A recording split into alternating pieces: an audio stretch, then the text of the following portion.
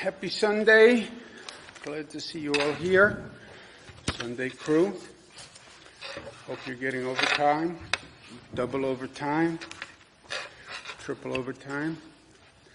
I'm on comp time. I have enough comp time to take off 9 years now. I've added it up. Let's look at the facts today. Total hospitalization is down. Good news. Net change is down. Intubations is down. And new COVID hospitalizations are down. So it's a good day across the plate.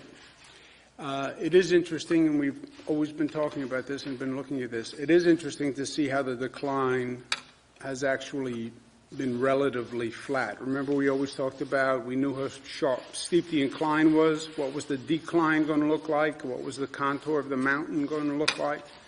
Look how long it takes on the way down compared to on the way up. That's why those spikes are dangerous. Once you have the spike, coming down from the spike is a prolonged period of time. Number of deaths are down, 139. At a different time and place, if I had that news to deliver, that would be incredibly shocking to people. Only in this environment is it not shocking. And relative to where we were, it's good news. Again, we're right about where we were when we started. We just want to make sure we never go back to where we were. Question is reopening, not reopening or not. Everybody wants to reopen. Nobody wants to reopen more than I do. Question is how. We've said the 5 upstate regions are reopening.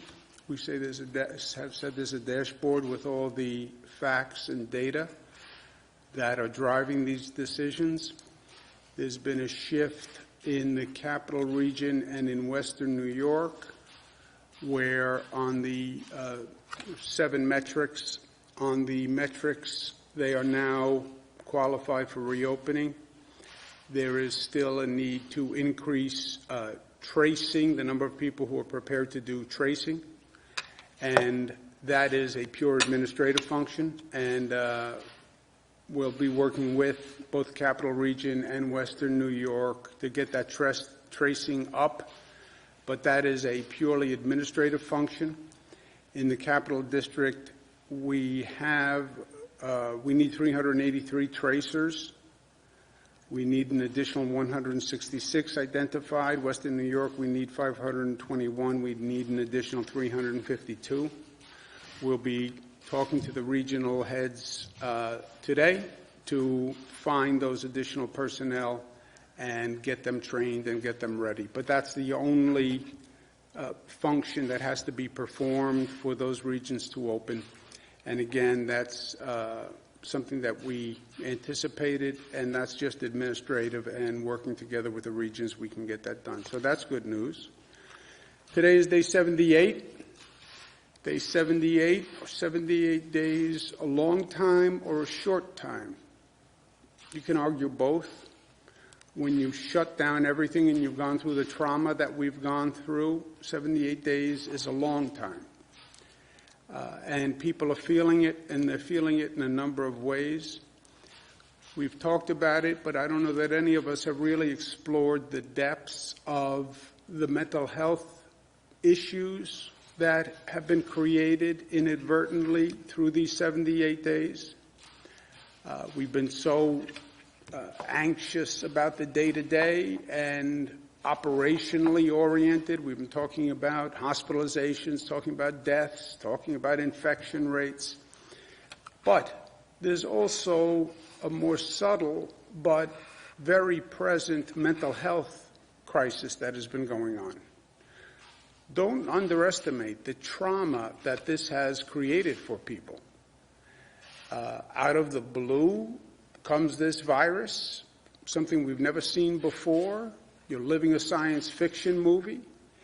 It's been incredibly anxiety-producing, traumatic, disturbing, and we've felt and seen all along evidence that this is creating a significant mental health challenge for people. Look at some of these numbers now that people are reporting. The number of Americans who are reporting serious mental distress, up to 38%, doesn't even discriminate by age, right? 18 to 44. It's a multiple of what it's ever been. And this is something that I think deserves more attention than it has gotten because it's very real. How are you? This is a simple question that we ask. How are you really? Mental Health Coalition is working on a project. My brother-in-law, Kenneth Cole, his daughter, my niece, Katie Cole, who is a tech genius, are working with the Mental Health Coalition, and they have a website, How Are You Really? And they ask people to answer that question and share their feelings and their thoughts. But not just, how are you? How are you? Oh, I'm doing fine, thank you. How are you? I'm okay. How are you? You know, pretty much all right, getting by. Yeah, forget that answer. How are you really means let's get to a different depth in the question and a different depth in the answer. How are you really? You can't be fine, right? It's not a trite answer. We're going through hell. How are you when you're going through hell? Not good. That's what happens when you're going through hell. I'm not good. I'm anxious. I'm stressed. I'm nervous. I'm afraid. I'm living a science fiction movie. I'm afraid. That's how I am. We're not comfortable talking about that, right? That's not the normal social back and forth. The how are you doing question is almost a throwaway. How are you doing? The expected response is fine. It's almost a rhetorical question. How are you doing? Fine, good. How are you doing really? And let's talk about it. And let's be aware of it. And yeah, government can do a lot and groups can do a lot. We can also do a lot in our own lives, with our own families. And I'm trying with my family on the telephone, the ones I have in person. How are you doing? Really? Really? Let's talk about this. I want you to understand how I feel and the stress I feel. And how are you doing, really? It sounds simple, but I think it can be very constructive individually. I know it's been helpful for me. And this how are you really can actually provoke a good conversation. So I would suggest people look at it. For people who have issues, we have a support hotline where we've asked mental health professionals to volunteer their time to connect by FaceTime or on the telephone. We've had a tremendous response. Use it. This is nothing to be ashamed of ever in life, but especially now. Of course, there's going to be mental health issues. And of course, people are going to have stress that they need to work through and anxiety that they need to work through. Nothing to be ashamed of, ever, but especially now. Also at headspace.com, that has been very helpful, and we thank them for their support. On the reopening strategy, we've said all along that it's data-driven, and a big piece of the data-driven strategy is the testing component. We've all been talking about this testing, especially diagnostic testing, which has been very important. In the beginning, the challenge was, what is diagnostic testing? How do we ramp up diagnostic testing? This is a scale that this nation has never done before. How do we do it? How do we do it quickly? And it involved the federal government, it involved the state governments. FDA had to approve tests. We then had to get our labs up and running. We set an initial goal, March 13th. Seems like a lifetime ago, but it actually was just about a month, right, over a month. 6,000 tests a day we were going to try to do, and that sounded like a very ambitious goal. We then got to 10,000 tests a day, then got to 15,000 tests per day, 20,000 tests. I then met with the president, and we talked about an institutional agreement between states and the federal government, where the federal government would help with the supply chain and getting the materials to the national labs. The states would be responsible for organizing their labs. and we said we were going to try to double our capacity at that time on April 21 or thereabouts.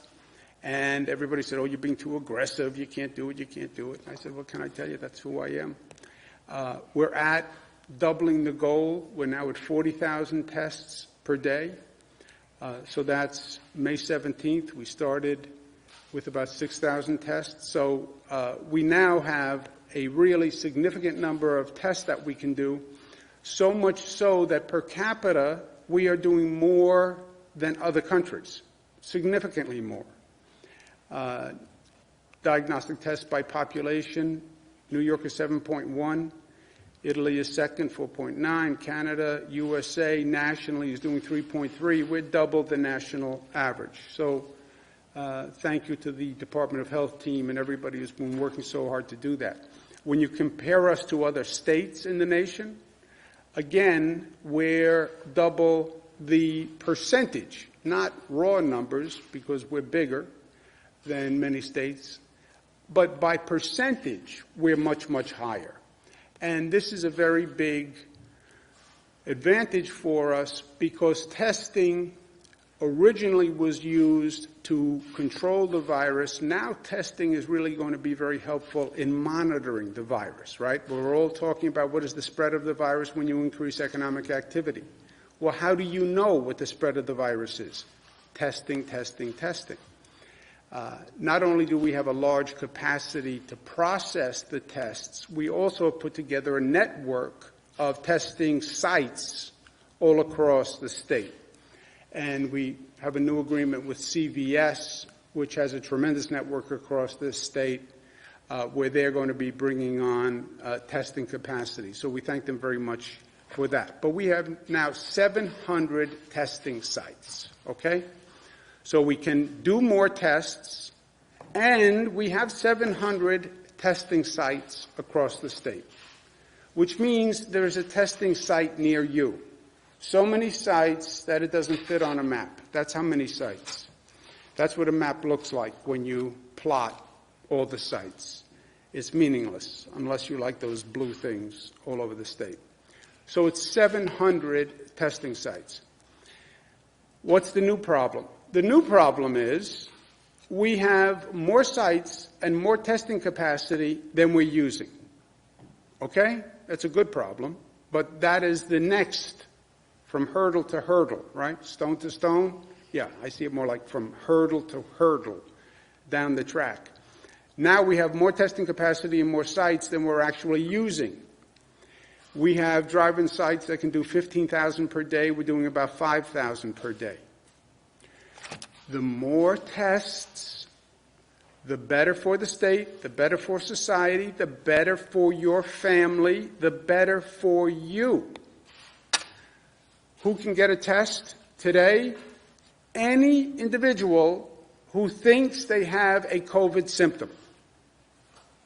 COVID symptoms, coughing, sneezing, fever, what else? The fever you mentioned. Sneezing, coughing, chest pain, cough, right? Because COVID symptoms are basically like flu symptoms. If you think you have symptoms, get a test. Get a test. It's up to you. Any individual who has had contact with a person who you find out had COVID, right? You get that phone call. Oh, I was with you last night at a party. Turns out I tested positive for COVID. Okay. You now qualify for a test. You lose your sense of smell. You lose your sense of taste. That's a symptom of COVID. Any individual who is on quarantine, precautionary or mandatory, any healthcare worker, any nursing home worker, any first responder can go for a test today. Any essential worker who interacts with the public, food delivery personnel, person working in a retail store, they're all eligible. And we're increasing it today. Any individual who would return to work in phase 1, construction, manufacturing, curbside retail. Okay? But again, it's anyone who thinks they have COVID symptoms. So it's a tremendously large universe of people who can get tested. And all you have to do is go to a website, find the testing site near you, and get a test. And it is a fast and easy thing to do. Now, we've been working on this for a period of time. And first we had to get the testing capacity up, then we had to get the sites up, then we wanted to make it easy, then we increased eligibility, and we just don't have enough New Yorkers coming to be tested. So I've been asking people, have you been tested? No. Why not? Well, they can't say it's inconvenient because we have 700 sites. They can't say they're not eligible because you have any symptoms, you're eligible. There is a general proclivity where, and I don't mean any disrespect to the medical profession, my sister's a doctor, but some people just don't like to go to the doctor and don't like to get tested. On a personal level, they love doctors.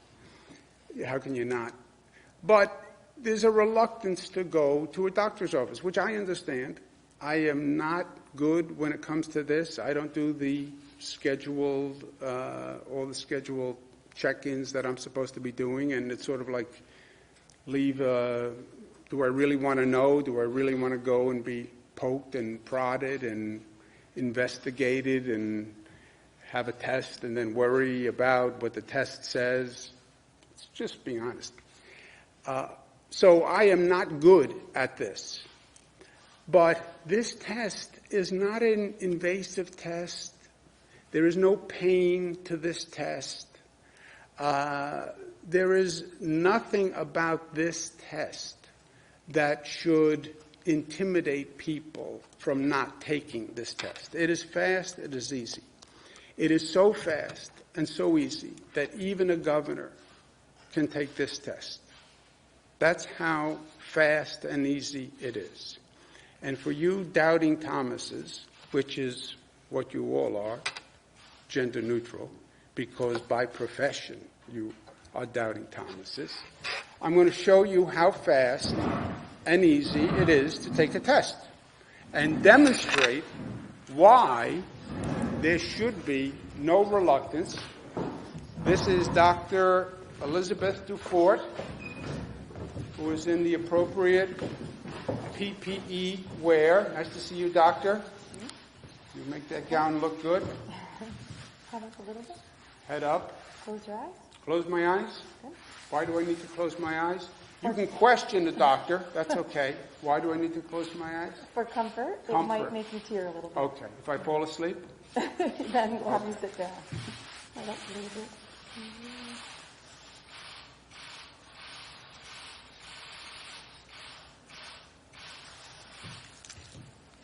That's it? Yeah, That's it. Okay. Nothing else. that's all.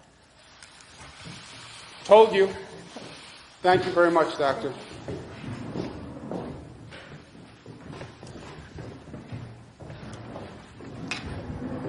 That is the whole test. I'm not in pain. I'm not in discomfort. Closing my eyes was a moment of relaxation. There is no reason why you should not get the test. And you don't even have to be New York tough to take that test.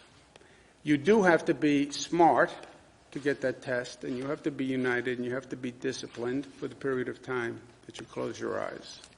And you have to love yourself and love your family and love New York. Questions? Doctor, is there any update on unemployment? We're still getting reports from people on a daily basis, even after the new website came out, saying that they haven't been called after 72 hours or there's some sort of glitch in the system. Is there any problem? Maybe that's a Melissa question, not sure.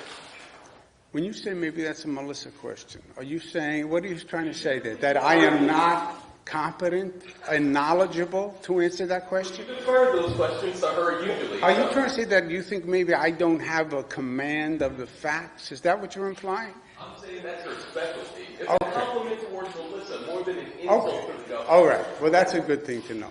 And you happen to be right. I don't know. So I will defer to Melissa. There has been tremendous progress with the unemployment system. We'll have another update middle of this week, but we're getting to a point where the only claims that are longer than 3 weeks old are either suspected fraud, not certified, or partial information, meaning the person that's applying has left out their social security number, some form of identification that's mandated by the federal government. So we actually feel very, very good about the progress that we've made. And the new system that we put into place has been incredible. I've seen people tweeting that people who have applied last week have already gotten their money this past week. And so we have gotten through the backlog, and the people that are remaining, it's either certification issues, partial information issues, or suspected fraud. And so for those folks, we're trying to update the website to tell you specifically what it is that's holding you back in that pending status, and those updates should come in this week as well. But there's been tremendous progress in the unemployment system. I'd also note the New York Times reported this morning that there has been suspected fraud attempts on states on their unemployment insurance system, and so that speaks to also the need to make sure that as we're processing these claims, we're making sure that the people that are getting the money are actually the people that they say that they are, and not just jamming the money out the door so quickly that then at the end of this, when this is all over, you guys come to the press office and say, you gave out millions and millions of dollars to people who didn't believe it. Did you have a proper vetting system in place? Did you do what you needed to do? And so we are maintaining a very careful balance of making sure that the people who are in need are getting the money that they need, and also being diligent and vetting people properly so that taxpayer dollars don't fall into the wrong hands. How many are still outstanding? We can give you a number middle of this week, but we've got them batched into like pre-middle of April, post-middle of April, so we can break those down for you. I think we're going to have Roberta do a call tomorrow to go through all the numbers. Yeah, but just to reinforce a couple of those points, backlog is a claim that's more than 3 weeks old. That's how we call backlog. The backlog has been finished. Doesn't mean everyone has gotten a check, but if you don't get a check, just because you apply doesn't mean you necessarily automatically get a check. You have to meet certain criteria, which are in the federal bill, for good reason. So there can be, you filled out the application, but there are questions. You didn't fill out the whole application. They're investigating something about what you said. But the backlog is done. And Melissa's other point is very well taken. And I said this. I said, you know, the pendulum swings in life, right? Process the claims, process the claims, process the claims. I said, yeah. But just remember what's going to happen when the pendulum swings 30 days from now, when somebody says, I have John Smith here who got an unemployment check and he didn't qualify, it was a fraud. Why didn't you check it before you authorized payment? That is going to happen. And that's why balance is, yes, get the checks out the door as fast as you can. But make sure the person who's getting the check is actually eligible for the check, because no one is in the business of shoveling money out of a window, and nobody wants to be taken advantage of, and these are tax dollars, and they have to be exercised diligently. So every state has gone through this. If you look at what we've done compared to the other states, it's not even close how many claims we have processed and how fast we have processed them. So the backlog is all gone, but we still have to make sure eligible people receive it. And you're starting to hear already, well, there was fraud in people who got it. So that's the yin and the yang. Marina? So we know how many tests we're doing on average, but what's our actual max capacity, and what will the state do to better use our capacity to test inmates and nursing home residents who could be getting tested? We're at 40,000 today. That we're doing. What's the max capacity? Because the slide said that some of the drive-through tests have a max of 15,000 that are only getting 5,000. Well, we're at 40,000 today, which meets our goal of saying we were going to double our ability to test, right? We were at 20. I met with the president. We said our goal is doubling. We've met the goal of doubling. We're now at 40,000. We want to test as many as we can possibly test. And what is the maximum testing capacity? You don't know yet. It's How many test kits can we get? How many vials can we get? How many reagents can we get? How many machines can we get? How many more labs can we get? How many more CVS can we get? How many more Rite Aids can we get? How many more doctors' offices can we get? How many more hospital employees can we get? You calculate all of that, you'd be at a theoretical maximum. And then, if I could just add to that, on the nursing home question, in addition to those 40,000 a day that you saw up on the slide, we have reserved above and beyond that 35,000 tests a day. A couple of days ago I said it was 30,000, we're now up to 35,000 tests a day on top of that 40,000 a day that will just be dedicated to nursing home staff in order for them to meet the DOH mandate of making sure that their staff is tested. So the state case was making 75,000 tests. That's for the commercial labs that you ship out of state. Well, excuse me one second, Jesse, let me just make sure. What, you want to add something, Doctor? Combined between in-state and out-of-state, it'll be 80 to 90,000 a day. Get some clarity on summer camps. There's been some questions as to whether or not those should open. Will they open? We're approaching summer vacation. Obviously, parents are concerned. Yeah, Rob, do you want to, Melissa? We were looking at summer camps and coming up with guidelines, right, with the new cases that were arising with children, right? We're looking at re-looking at those guidelines. Other states around us, we're also moving to open summer camps. They've also slowed down that process. We do have guidelines for child care, but as far as camps where people are sleeping away, how you do that in the context of the new cases, we're re-looking at. So we don't have an answer yet on summer camps, but we're looking at opening them. Their deadline, close to when they generally open, is in the end of June. So we will get guidance out and make a decision, way in time before that. But right now, the public health concern is the first. Within the next couple of weeks, we anticipate. Yes. Also, Yeah, but Jesse, also, let's just stay with this for a second. Summer camps, we've been looking at summer camps just because they were always gatherings and they obviously had density and they were posing issues. This issue with this Kawasaki-like syndrome is, I think, very important. We have about 120 cases now that we're investigating in New York. People say, oh, that's only 120 children. I don't believe it's only 120 children. I believe this is a syndrome that we are just discovering. And Dr. Zucker has had a couple of conversations with health people across the country. Already, like 16 states are saying, oh yeah, we see that also. 5 countries are saying we see that also. I think the numbers are going to be much, much higher. And we need to know that as a society. We were told children are not affected. And we've been operating on that basis. And that's one conversation with summer camps when you say children are not affected. If you now change your facts again and you say, oh, children may be affected, not with the traditional COVID respiratory illness, but they may have this more serious inflammatory illness that could be a heart disease issue, that's a different set of facts, right? So respond to the facts, and it's especially tricky here because the facts change. Do you want to add anything on that? The governor has covered the major issues. We need to make sure that we don't do anything to harm any of these children. And the numbers keep rising. As the governor mentioned, 16 states, but we have over 120 cases here. But if you look across the country, it's past 200. sorry, Howard, does that influence your thinking about school in the fall? I mean, if this is in fact attacking kids, I mean, at what point do you start to consider canceling school? You're exactly right. You're exactly right. And look, nobody knows. One thing we've realized as a society, there's an assumption that somebody always knows the answer, and they're just not telling us. Sometimes nobody knows. I'm telling you, nobody knows about this virus. Nobody knows what the effect may be on children. I think we discovered this Kawasaki-like situation. I don't believe it's only 100 kids. I believe it's only 100 kids until you look.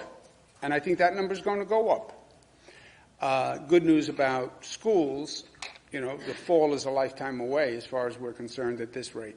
Summer camps, it is relevant. So on the summer camps issue, on any of these children-related issues, it's really important for us to get the facts on, is this just 120 kids and it's an anomaly, or is that just the tip of the iceberg, and that represents thousands of kids who have had this reaction? Governor, what would you To families who've suffered losses inside nursing homes, and they're looking for accountability and they'd like to see justice. For example, I've recently interviewed a family, 3 siblings. They've had 2 nursing home losses within a few weeks of one another on 2 separate floors in the same facility here in Albany. They felt so much solace when you got up and talked about Matilda's law. They said, great, we're protected. Like, our loved ones are going to be okay because of Matilda's law. And then their loved ones passed away because they couldn't get the testing.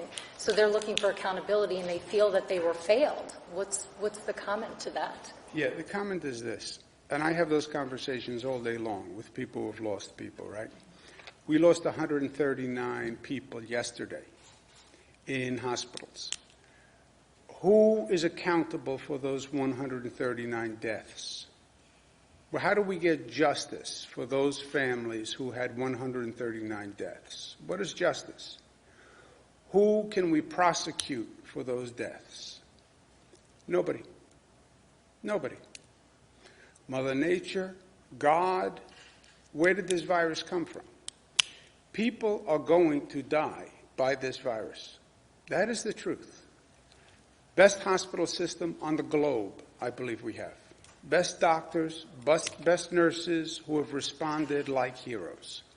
Every medication, ventilators, the health system wants for nothing. We worked it out so we always had available beds. Nobody was deprived of a bed or medical coverage in any way. And still people died. Still people died. Older people, vulnerable people, are going to die from this virus. That is going to happen, despite whatever you do. Because with all our progress as a society, we can't keep everyone alive, despite everything you do. And older people are more vulnerable. And that is a fact. And that is not going to change. And look, to me, the really difficult conversations for me are, my son was 40 years old. He was not a senior citizen, did not have a comorbidity, and got this virus because he was an essential worker and doing the right thing, and had an aneurysm. I thought young people were fine. And he was doing the right thing as an essential worker. You know, there's a randomness to this virus that is inexplicable. Why do people die? You know, that's beyond this. Who's accountable? You can have a situation where everyone did the right thing and everyone tried their best, and people still die. You're saying still that if the mandates that are currently in place right now that we've all just been talking about in here were in place from the get-go, they feel that their loved ones might still be here. I don't. Look, people rationalize death in different ways. I don't think there is any logical rationale to say they would be alive today. We always had, I said from day one, the fear is we overwhelm the hospital system and then people die because we couldn't get them the medical care. That was an accountable, avoidable situation. That was Italy, by the way. People died in hallways, on gurneys, in hospitals, because the doctors and the nurses were overwhelmed. And because they didn't have a ventilator, they didn't have a doctor available, and people died. That is a heartbreak, because then you say, they didn't have to die. If the doctor had gotten to my mother would have been alive. That's what we protected against. And we did it successfully. I now get criticized that I had an overcapacity of beds available. Oh, you didn't need all those beds, as it turned out. I'll take that. I'm guilty. I increased the hospital capacity to an extent that we didn't even need. But you know what? Nobody died where we didn't do everything that we could. And that has been true from day one. It's true today, and it was true from day one. We always had more capacity. A few days ago, you said that there would need to be broad-based testing for so that officials could then perform testing in the prison system. Now it appears a lot of those capabilities have come online. Can you please describe if there's a widespread plan to do? We are testing. We are testing in every congregate facility in the state. Does that include prisoners? Prisoners, prisons, any congregate care facility in the state, nursing homes, top of the list. And the only reason I bring that up is our analysis shows that prisoners are being tested at a rate 4 times fewer that of the general public, and there are still facilities that don't have any testing, or sometimes somebody does test positive, and then very few tests in a facility, and then very few tests are then performed there afterwards. Can you please comment on that, or any... Who found that? The New York Law Journal. You surveyed prisons? That's according to state data. State data I don't know. around the Do state, you know? and then the general... We test prisoners the same criteria that we test people outside of prisons. So the same criteria that's been applied outside of prison walls, if you're symptomatic, if you're known to have come in contact with somebody who is COVID positive, that same rule applies within prisons. And we luckily have not seen outbreaks like we've seen in some of these other states like Ohio and in some of the other facilities that are non-state facilities. So if there is a reason or a need to expand the testing within the prisons, it's something that we're looking at and we'll expand accordingly. Is there any rationale, though, for why Yeah, but let me tell you that's- something. I'll tell you why you can't be right. Because the test of the correction officers, right, we tested all the essential workers. The correction officers test well below the general public in terms of infection rate, right? The people who work in the prisons test at a much lower infection rate than the general public. We can pull it up for you. But how, if you had a serious... We're testing nursing home staff twice a week. Why? Because they're a canary in the coal mine for that nursing home. If you have a problem with COVID-19 in a nursing home, you're going to have it with the staff also. So it's a way of looking at the problem in the general population, right? That's the nursing home staff theory. Also, the prison staff is the same theory. If you have a problem in a prison, you're going to have correction officers who test positive because they can't avoid contact with the prison population. You're grabbing a cell, you're putting your hand on the counter. We've done extensive testing of all frontline personnel at a higher percentage because of frontline personnel. The correction officers test way below the general public. So can't repeat. One more, Mark. Governor, I just want to preface my comments with take off what Bernadette, I guess, said, but my mom, I put 28, my mom passed away from coronavirus. So that's why you haven't seen me here. I'm sorry. Pennsylvania statistic, not a New York statistic. I'm sorry. Doesn't matter what state. But thank you. This coming Thursday night is an extreme, you talk about mental health, you talk about emotion, you talk about anxiety. There's a very important Jewish holiday coming up. That Orthodox Jews, there are 23 synagogues and in 18 localities upstate from the Poughkeepsie, Kingston, Monticello border north. And they're really feeling the need to go out and observe one of the 4 major Jewish holidays. And they don't observe Zoom. That's not part of the Orthodox Jewish community. I know there's this whole separate problem downstate. But upstate, you get maybe 14, 15 people. You could set chairs apart. Are there any guidelines, any protocols that could be set to the health department, maybe county health officials or law enforcement come and make sure that they're doing things the way they need to, that could allow this segment of the population at least observe this one holiday? But it's so important. It's called Shavuos. It's the handing down of the Torah from Mount Sinai. I just thought I'd Yes. bring it up because it really would relieve a lot of stress and anxiety on this small segment and be safe at the same time. Yeah, two things, Mark. First, we're talking about the upcoming holiday. We're also talking about special provisions for Memorial Day celebrations, which are also coming up. And we're going to have guidance on that tomorrow or by Tuesday. If we can circumscribe a ceremony, your number was 14, 15 people, social distanced, with safeguards, can we find a way to do a ceremony, a religious ceremony, or a ceremony that honors Memorial Day? I think we can. And that's what we're talking through, but we'll have an answer in the next day or two. And on your mother's passing, there's an Italian expression, the two things in life that will never leave you, the eye of God and the love of a mother. She's still here. Have a good day, guys. I have to go to work.